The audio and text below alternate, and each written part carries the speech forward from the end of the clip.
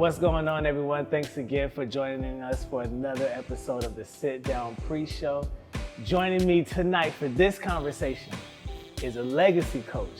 She's co-founder of the Boss Collective, a women's networking group. She's a... Stop looking at me like that. Stop. I'm trying to be serious. I didn't do anything. One take, Daniel, because we ain't had multiple takes.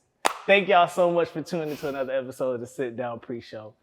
Joining me tonight for this conversation is a legacy coach. She's co-founder of the Boss Collective, which is a women's networking group right here in the Orlando area. She's also executive producer of the Sit Down Season 4, the mother of my children, my wife, Oksana Tademy. Woo! Insert applause. Oh, wow. What's going on, babe? Hey, thanks for having me. You know I had to bring you back. Because the first time we sat and had a conversation on the sit down, it was when it was live. So that was like Episode season 6. 1. Was it episode 6? I think so. That was a long time ago. Yeah. And since then, we've been pushing through the show. And you said, we gotta redo my sit down. I'm like, yeah, we're gonna redo it. And life just kept happening, but it's also kind of dope that right now is the time that we kind of reboot it, right? Because of all the stuff that you got going on. This is true. Which is a lot. So since like then to now, because we don't want to go like too deep into all of that, right? But I guess like, how has that journey been for you finding out what you're doing now? Because when we were at that time, you didn't have like the branding and all that stuff moving that way. So I guess you was trying to figure out and find out, but like, what was that journey or transition like for you going into that business side? Well, yeah, because at the time I was freelancing, so I was trying to figure out how to make it into an official business and, proceed that way. So it was interesting. But a lot of where I am now is because of people that I met through the sit down though. So if you think about it, because even with the Boss Collective, I met Bianca through the show. This is true. Some of the stuff that I'm doing now, like the interview I just had earlier this week, somebody else I met through the show. Woo! So shout out to the sit down. The sit down. For definitely helping out. But yeah, it was an interesting time for me because, I was a mom of like young kids. So I'm kind of new to motherhood, trying to figure out business, still being a wife and then trying to do stuff from home. So it was a lot to juggle at the same time. But I think everything kind of played out the way it was supposed to. And, just kind of step by step, I came into where I am now with everything. Did you always, I talk about it a lot. I bring it up a lot when it comes to like your business pursuits. I always think about that story that you told me that you did at your mom's house, like kind of converting her patio. Like, I guess share that story for people that don't know that story. And then I want to hear about how you knew at that point that's what you wanted to kind of pursue, to where you're like, listen, just going to work, having a job, like, yeah, that's cool and all, but that's not what I want to do. Like that entrepreneur seed being planted that early and that young, like you don't see a lot of that, So I guess speak a little bit about that. Honestly, that wasn't the moment that entrepreneurship clicked for me though. Really? Yeah. I'll tell the story, but I'll get to the actual moment. So, there's not much to it, but when I was younger, I decided for whatever reason at the time, I guess it was just an idea that I had that, hey, like I want to find a way to make money. So let me start a little salon at home. And I went on the patio, filthy patio that nobody was using, cleaned it up. Like I'm talking like scrubbing floors, like repainting tables, setting up like a little bar stool area and just made it cute. I found this supply source store online and I was able to sign up and get a whole bunch of products shipped to my house. So like I had like a whole bunch of nail polishes and nail design stuff and all these things. Crazy. I got like a facial steamer to do facials, like just got all this stuff and set up the patio and made it look cute. It was like pink. Oh, wow. It was like pink and white. And I had my mom pull over to the side of the road one day while we were driving. And I was like, Mom, hey, take a picture of me against this wall. And I had like this little fake orchid in front of me. So I like took a picture with the orchid in front of the wall and edited the picture and used it, slapped it on a business card, and called the business Exquisitely Beautiful. Wow. And I started inviting my friends. I bought some aprons for like my two best friends, and they came over and helped me out a couple times. So, like I had them in the little aprons, helping me out on the patio. But yeah, it was pretty cool, and I made some money from it. So it was a cool experience. But yeah, that kind of stuck with me. I guess that was kind of like, it was a moment, but I didn't realize it was a moment. Yeah. So it wasn't until I went to New York, and this was the year that my grandfather died, actually, in 2014. I went to New York, and I was kind of just, walking around the city, and I was like, hey, you know what? Let me just see what happens if I decide to just start singing. Mm-hmm. So I started singing on the street. I had like a little hat. I started singing on the street, and by the end of maybe like less than an hour, I had I don't know, like maybe $30-something that people gave me. Mm-hmm. And I was like, now if I was working, I would have had to do a lot more to get this money. And I think for me, that's kind of when like a switch flipped in my mind. Like, I don't have to do the 9-to-5 thing to make money. Yeah. Like I can get paid for what I'm good at. And that was definitely a turning point for me when it comes to entrepreneurship. One of the things that like I say to like a lot of people, even for me as well, mm-hmm. is like when it comes to, and I want to go somewhere before I follow the conversation since we're talking about entrepreneurship. I want to go somewhere else though. Okay. But like I always say that whatever you want to pursue outside of working is dope, because I mean you're gonna carry a job, right? Even whatever mm-hmm. that we do, like we're gonna do something consistently for someone else, right? And get money from it. Right. But like you should always pursue whatever your passion is, right?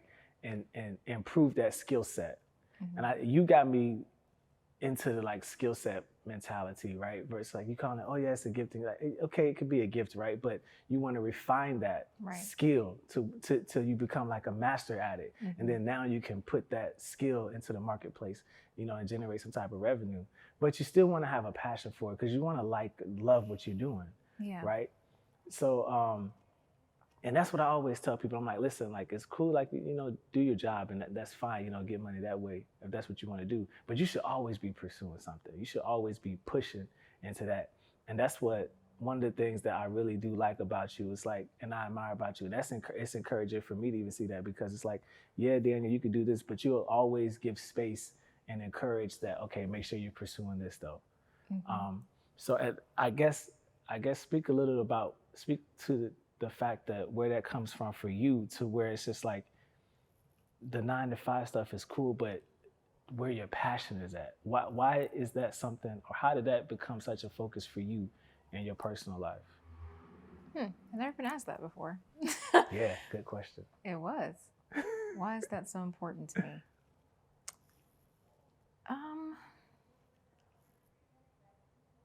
I don't know. I honestly don't know. I think maybe it's because I'm just that type of person. Like I just mm-hmm. believe that, whatever reason that you were put here, pursue that reason. And I think that passion and the things that we naturally gravitate towards are normally a key or a clue as to what we're supposed to be doing with our lives, mm-hmm. And even if it's not the thing, a lot of times it can be the gift that leads you to the thing, or that assists with your purpose. So I think kind of having that view of life is why I'm the way that I am, because, I'm all about finding out who God created me to be, and mm-hmm. just loving that and nurturing that and trying to be the best that I can be at it. I was thinking that kind of ties into like purpose. Yeah. When you were saying that, it's funny, before you said the word purpose, I was like, dang, this is kind of moving into like a purpose direction. Mm-hmm. And we'll talk about that too. Did you always know you wanted to have kids? I didn't want to have kids. Really? No, like not at all. I don't think I've ever asked you that question. You never asked me that question. But I didn't want to have kids until I met you. Yeah. I'll put it that way. It wasn't really something that I was thinking about, but then again, I got married young too. So like I wasn't really like focused on being a mom or having kids at the mm-hmm. time, because right before I met you, I hit a personal turning point in my development mentally, where I was actually really getting serious in my relationship with God mm-hmm. personally. And I think everything about me changed during that season of my life.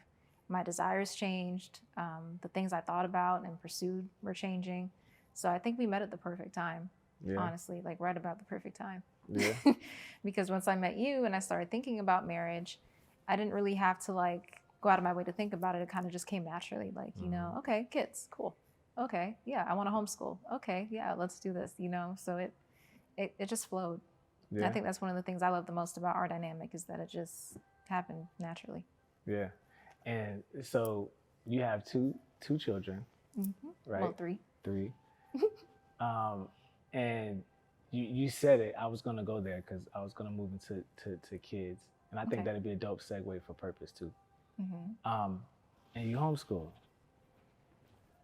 Yeah. So, well, what is that like? Add that layer to everything. Yeah.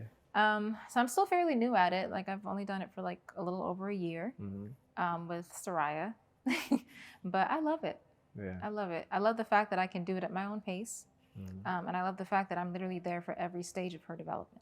That for me is the most important thing, to be able to go through those milestones with her. And I think that was always my mindset when it came to the kids. Like once I got pregnant, I was like, I want to be here for every moment that I can with my kids, you know? So even everything for me being a stay-at-home wife at first, and then transitioning into working from home and starting a business from home, all of that was because I wanted to build a life with my kids. I didn't want to be separated from them. I didn't want to leave raising my kids to the, you know, the school system or the government. Like I wanted to be the primary influence in my kids' lives. And I think it's been very enriching for me, very beneficial for me. Yeah. And I love it. I love everything about it. And with that, like it's weird because we live like in a culture and a society that doesn't magnify that piece, you know, of the wife enough to where it's like, okay, you know, staying at home, raising the children, homeschooling the children, being a part of their development. Right. You know, you don't, I think the language that centers around that is not always constructive, right? Because it's not like you're just like sitting at home, not doing anything, because you have your pursuits. And even just because you're at home with the children, it doesn't mean you can't still move or you don't move in other areas. Right. So how is it, I guess, handling that piece? I mean, I know how you deal with it, but I mean, for people watching, like, how do you handle and deal with that piece of it? It's definitely a balancing act, you know, and I think a lot of the way that our culture views kids now, like partially I kind of don't blame people because of the fact that the way that our culture and society is set up right now, it's really hard to be that, you know, type of mom to your kids, because a lot of families, like both parents have to work, both parents have to be, you know, out of the house for a lot of the time. And it makes it very difficult here to have a traditional family dynamic. And so I get some of the stress behind that and some of the stress that people feel when it comes to that topic. But at the same time, like, you know, if you're willing to do the work and to balance and to figure out what works for your family, it's possible, you know? It might not be everybody's dynamic and everybody's story, but, you know, for me, I chose to sacrifice some things in order to do that. That was my decision. That's not everybody's decision because not everybody can do that, but I'm thankful that I was able to, you know? And I like how you do that because, like, a lot of times you can miss moments in your kid's development. You know, you can miss things. So, like, however your kid is progressing, like when they're at home with you is one thing, but you spend 8 to 9 hours, they spend 8 to 9 hours away from you because you're at work, right? And then they go from school, and then they'll go from school to daycare, after school care, until you get back to them. So it's kind of hard to like make sure you're putting those values in them and then reaffirming those at the same time. So I guess we can take this into like kind of purpose too, because at the end of the day, that's kind of like the main goal. And as a parent, if you don't notice those things in your kids, like you kind of can't, you know, move them in that type of area if you're not paying attention. So I guess speak a little bit about that, and what are some of the things that you look out for and make sure of to make sure that, you know, it's not just do what I say do or do what I say, but also like figuring out what type of person or human this kid is going to grow up to be. Can you rephrase the question? Can I? That was kind of a long question. Because I was explaining it, right? So I guess like, what are some of the things that you do, or what are some of the things that you're noticing or making sure of that you're actually raising the type of person or human that that child is gonna develop into, versus just saying, do what I say do and do this is what you're gonna do. Giving leeway for them to actually like develop and grow. It's all about mindset. It's all about approach. Like for me, I understand that my kids are like their own person. And so my focus right now, at least in this stage of their development, is more so teaching them principles and like foundational principles and lessons for life. And as I'm teaching them, I'm observing, I'm taking note, I'm paying attention to what they gravitate towards, paying attention to what they say, paying attention to what they think, giving them free space to express themselves and teaching them how to express themselves in healthy ways. Because I don't believe that suppressing what my kids feel is the right way to parent. I'm really big on, okay, you can tell me how you feel, but we're gonna, learn how to do it respectfully. But I want to give them that freedom so that they can also have time to explore themselves and just be vocal about what they're, what they're interested in. And when I do see that they're interested in something, find ways to support that or to encourage that or to invest in that. And even though they're very young, there's some things I can see already. And so, as they continue to grow, it's going to be the same thing, just supporting and doing what I can to teach them and build character along the way. Yeah. One of the biggest things for me to have to learn, period, as a parent was just like, I don't think kids like intentionally, try to be disrespectful. Right. They're kids. And so like you made a good point. It's just like, okay, yeah, you can express and I'm going to give you space to express, but you're going to do it respectfully. So if anything moves outside of that, okay, yeah, then we can course correct, but you're still giving space for them to show their personality. And I think that's huge. And a lot of times, especially in our community, like you don't get that. And that's why I said what I said. It's just like, do what I say do when I say do it. And it's just like, nah, you can't always move that way. Yeah. As adults, we don't want that, so that wouldn't be cool for the kids. So the Boss Collective, we brought it up earlier. So I guess what is the Boss Collective? So the Boss Collective is a collaborative effort. So for the Boss Collective, I have a business partner, Bianca Bilal. Shout out to Bianca. Hey, girl. But Bianca and I, we met through the sit down, as I said before, and we decided to meet up one day. We were talking like, hey, I do branding, you do marketing, maybe we should connect on something or work together, collaborate. And so we were like, okay, we could probably go into business together, but let's do a test first and see how it goes out. And I was like, okay, well, what should this test be? Oh, how about we start a women's group? So I've been thinking about doing that. Yeah. And so the conversation gets started and I'm like, well, what should we call it? And she's like, the Boss Collective. I was like, ooh, I like that. True story. So we decided on the name and I was like, okay, well, let's start mapping this out, planning this out and see where it goes. So we started this little Google Doc, and you will hear us mention this every time somebody asks us this story, I promise you. We started a Google Doc and like just jotted down some ideas. And that Google Doc turned into a full community with almost 700 members. Jeez. Yeah. So, we just set a plan and we did what we could to follow the steps, to get it done. Yeah.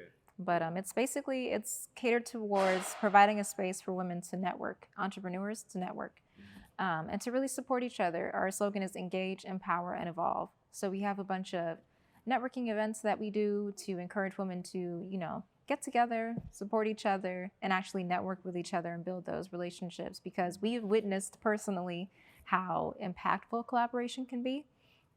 So we try to create spaces where other women can do the same. Yeah, that's really cool. And I've had the pleasure of going, working some of the meetups. Oh, I'm gonna let you say. I don't want to say them. So, what are some of the things that you do, or some of the events that you put on with the Boss Collective? So we have 3 different types of events. We have our mixers, which are kind of like the introductory event where we all just meet up and kind of like have fun together. Yeah. So we've been doing it at the Robinson Cafe for the past few times. So we kind of get together, we play some games, some networking games, everybody talks, mingles, have some appetizers, have fun. And we just make sure that we are, following other women and supporting each other, etc. And then we have the meetups, which are more empowerment focused. And so we have workshop speakers, and we have, like group topic discussions and things like that to really teach everybody how to be successful in different areas of business so they can succeed. And then we have the mashup events, which we just started. That's going to be like our collaborative efforts. So we're going to do things like content days and like other things together that we can all support each other with, and just find out like, hey, I need this, you have that, let's collaborate. So just creating that space, like I said, to make those collaborations happen. That's dope. And y'all do it different. It's not like going like to a networking event, because I've been to networking events, and I've gone to networking events, and I can't speak for anybody else, but I don't talk to anyone or never done anything. I think I met up with one person after the networking event. We met at Panera Bread. I met at Panera Bread, and she tried to pitch me on something, and that didn't go well. So I've struck out at every networking event I've gone to. And I say that to say, the Boss Collective, your networking events or meetups, it's like totally different. Mm-hmm. You know what I'm saying? So I guess I don't want to say it. What's different about what y'all do at the Boss Collective than any other networking event? I think number one, there's like just this genuine spirit that you feel at all of our events, because it's really genuinely about everybody supporting each other. Right. That's the first thing that people always tell us and people always mention to us. Another thing is that we really encourage accountability. So we assign accountability partners for some of our events. We make sure that you're following up with people, or that you're following people on social media, just like making sure that these connections happen. And every time we have an event, there's some type of divine connection that takes place. And like just hearing those stories and, seeing the growth and seeing those things happen is so encouraging for us, because that's literally what we started it for, But yeah, and on top of that, like we do like, that fun approach to networking. We don't necessarily like just sit people in a room and say, okay, figure it out. Yeah. Like we assign different like immersive activities and networking games and all these different things for people to really like get out of their comfort zone and just go talk to somebody in a fun way, so it doesn't feel stiff or forced. It's kind of just like, free flowing good time. And I think people really appreciate and enjoy that aspect of it. I like it. Just just going to it, being in the atmosphere, seeing how y'all moving it is really dope. The games that y'all play, and people are actually connecting to the point where after the networking event, every event I've gone to, everyone stays. No one leaves early. After it's done, they still hang out and stay to the point where they're like, okay, we gotta close. You know what I'm saying? So I mean, it's actually really cool to see, and it definitely is different. So I like that. I like that. So switch up. Mm-hmm. You're executive producing. I am. The sit down. I am. Yeah. Yeah. Did you see that coming? No, not at all. I did not. I was not ready. You wasn't ready? I was not ready. You wasn't ready? No. But you have an organizational grace about you. Oh, okay. I guess but that speaks to your maturity and just how you are and how you carry yourself. And I think that's pretty dope. What do you know where that comes from, or you just always? Oh yeah, I know where that comes from. Oh, okay. I definitely know where that comes from. Let's talk about that. Listen, then. Have you met my mother? No, but seriously, like I think. Okay, for those who don't know, like my heritage, my background is 100% Caribbean. Okay, so I'm a first generation American. My mom, especially, bless her heart, she, I love her so much. She is one of the most kind, caring, but sometimes critical people that I know. And she's always pushed me to do my best, to do things in decency and order. Like, saying things like cleanliness is next to godliness. And she's always like instilled those morals in me and those values in me. And I think it's kind of second nature now. Another thing that really helped me though, I think, was taking up the performing arts like at a very young age. Ever since, for as long as I can remember, that's a long time. Since elementary school? Being in things like chorus and drama and being in environments where I'm forced to be disciplined and to learn a craft and to hone a skill. I think that's been very beneficial for me too. And learning piano and all these other things that I did gave me a very structured upbringing. And so it's kind of natural to me at this point, and I'm very big on excellence because of that, and I'm grateful for that. Yeah. Yeah. Yeah. And that is not common. That is not common. No, man, because like, I mean, because a lot of times what people will say about you is your standard to that excellence and everything that you do. You're always putting everything you have into it. And one of I had to learn this too. Yeah, no, I had to learn this too. If you're unable to put your all into something, you'll be like, nah, I can't do it. Because of the standard, the internal standard that you have for everything that you touch, which is actually pretty dope. And I'm very, very serious about my character and my reputation also. Yeah. So like if I know I can't do 100% or like put my best effort into it, I'm like, I'm not even gonna attach my name to it. Yeah. You know, that's really big for me. I had to learn that. I learned that saying no, I can't do it. I learned that from you. Because I would spread myself so thin because you want to do it, like you want to do things, but just because you want to do something, it doesn't mean you should do it first off. Yeah. And that you're able to do it at the same time. That's true. And that goes with, just learning yourself and knowing yourself and knowing what your limitations are. And I think as zealous as we can be, because both of us are like go-getter type people. Yeah. It's just being very protective of your energy, your mental space, and, your efforts, your talents, like being very protective of that and understanding that I can only spread myself. Yeah. So thin. Yeah. So Jada Pinkett is wilding. No, I'm just playing. Left field. Whoa. No, I was going to say this. How important are boundaries to you? Too important. Yeah. At this point in my life, yeah. Too important. Yeah. That's something you will hear me talk about all the time. Uh-huh. All the time. In every area of my life. Yeah. Every area. When it comes to business, boundaries. And that comes in the forms of policies and procedures. Yep. When it comes to relationships and friendships, boundaries. Like there's a certain time, if you call me, you already know I'm not gonna pick up my phone. Unless it's something like super urgent or like, you really need some prayer or something. Like I'm not picking up my phone. Yeah.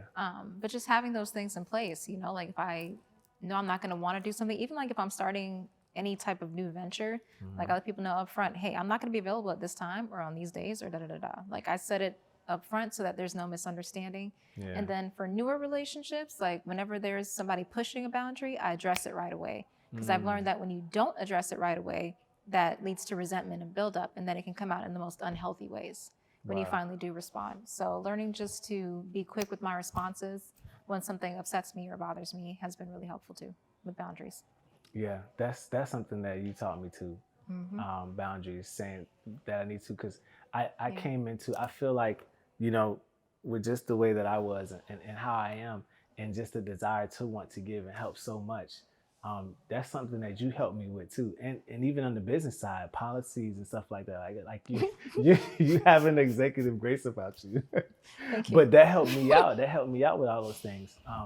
So when it comes to the way that you deal with clients, like I love the way that you deal with your clients, because not only do you give them an excellent experience, even when you are communicating a boundary, you still communicate that with so much professionalism and grace. And it's just like, oh, okay, she just place checked me, but it was okay though.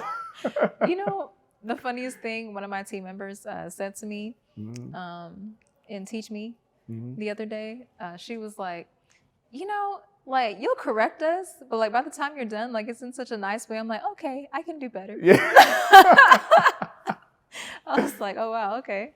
But that's real leadership. I guess. That's real leadership, to be able to do that.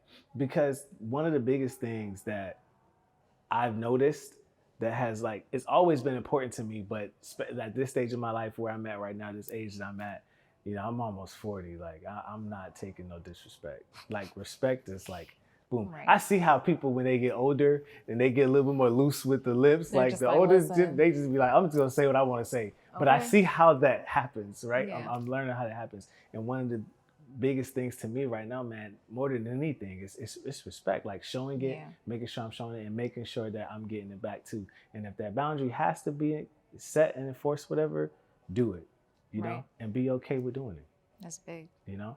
So you also do branding. Yes. And web design. Mm-hmm. Yep. So I guess speak a little bit about the branding, because the way that you have your brand, that's just amazing. I love the way that your brand is represented. Yeah. I had a really great photographer. Oh, you know. Just saying. Somebody's just snapping pictures. I'm just a guy with a camera. So I guess speak a little bit about branding. How important is branding? Yeah, let's just start with that question. How important is a brand's image? It's everything, honestly. I mean, the first thing that people experience or encounter when it comes to your business is going to be your brand in one way, shape, or form. So having a professional presentation and a very clear, recognizable visual identity is key, especially when it comes to, people recognizing your brand recognition. You have to be very consistent with your imagery for people to really be able to pick it up. It's actually a fact that it takes about 5 times somebody seeing your logo or your brand to really be able to recognize it and remember it. So, the more you can put it out in front of people and you have something professional to put out in front of people, the better it is for your business, because people are more likely to remember you. Yeah. Yeah. So just putting text in a post, or adding text to a picture and throwing it out there on social media. That's my pet peeve. That's my pet peeve. That's not really good for brands. Brands should not be doing that. That's my pet peeve. I'm serious. But how do you? So if I come to you as a client, I'm a new client. I don't know anything. All I know is that I just want to start this business. What are some of the things that you make sure you communicate to a first-time client, someone that don't know anything about branding? What are some of the things you communicate to them to kind of help them hone in on what they're trying to do brand-wise, or establishing that brand identity? It's a good question. So I really focus as far as the initial interaction on having that discovery call. And I think that's important because everybody starts at different places in their branding process. So finding out where somebody is the best way to diagnose how to be the solution that they need. And so I kind of figure out, okay, at what stage are you in the process of branding? Do you already have a brand that you just want to revamp? Do you know absolutely nothing about branding? And I have to teach you, which is fine because I offer, sessions that teach as well. So it just depends on where they are. And so my goal, my objective with new clients that aren't familiar with the concept of branding is to kind of help them to answer some of the important questions. Think about, what would you want your brand to look like? What are the values of your business and your brand? What is it that you want your imagery to convey to potential consumers? And who's your target market? What solution do you actually solve? What problem do you solve for people? So, just finding the answers to those questions is a really good starting point. And then after that, kind of just mapping up a solution to present to them. And then if we decide to move forward, I do, also teach my clients about what branding is, about how to put your brand together, what fonts should you use, what should your typography and your color palette look like, really establishing their brand story and their brand's identity. So that way, when I get to the design aspect of it, I'm creating something that's going to convey all of those things that we talked about to the people that are looking at their business and their brand. So, it's a whole process, and people don't really think about sometimes how much goes into mapping out a brand and creating a brand manual and having everything in there that your business needs for your brand. But it's a lot, but I love it. I love everything about it because my passion is, turning visions into reality. Yeah. That's what I do. I like that.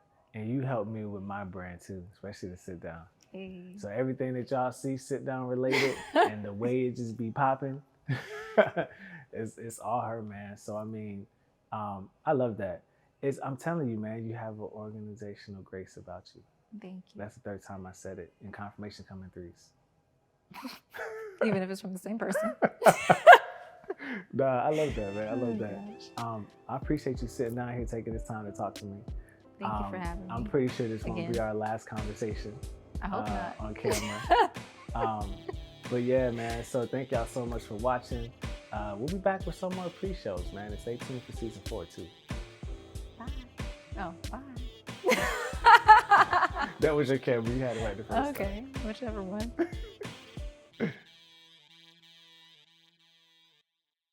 Thank you so much for tuning into the Sit Down Pre-Show. I appreciate it. Hey, look, we have some exciting news coming down the pipeline with the Sit Down Live Season 4. Okay, so be on the lookout for that information, dates and times. We're gonna be getting that all out. We're looking to start production around early next year, but we'll finalize a few things and then we'll send those dates and times out there where you guys can purchase your tickets, okay? Listen, if you wanna partner with us, sponsorships, we have packages available. If you're interested in that, you wanna connect with what we're doing, you can inquire at contactthesitdown@gmail.com. Also, if you're interested in being a guest on the show, or if you want to showcase your gift or talent in one of our spotlight segments, you can inquire about that. Same email, send us an email, contactthesitdown@gmail.com. If you want to join the family, you can inquire that too. We're always looking for people to add to what we're doing. So listen, thank y'all so much for tuning in, and we'll holler at you next time, all right?